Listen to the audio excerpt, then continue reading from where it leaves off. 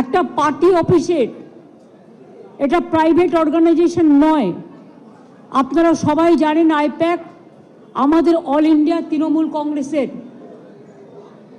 এটা আমাদের authorised team, এবং সেই অথরাইজড টিমের কাছ থেকে সব কাগজ ছিনিয়ে নেওয়া, সব লুট করা, এবং কাগজ টেবিলগুলো পুরো ফাঁকা পড়ে রয়েছে।